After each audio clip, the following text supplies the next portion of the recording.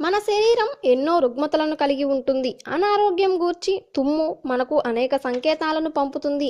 మరీ ముఖ్యంగా పిల్లలు తుమ్ముతుంటే పెద్దలు చిరంజీవ అని అంటారు, అనగా బహుకాలం జీవించమని.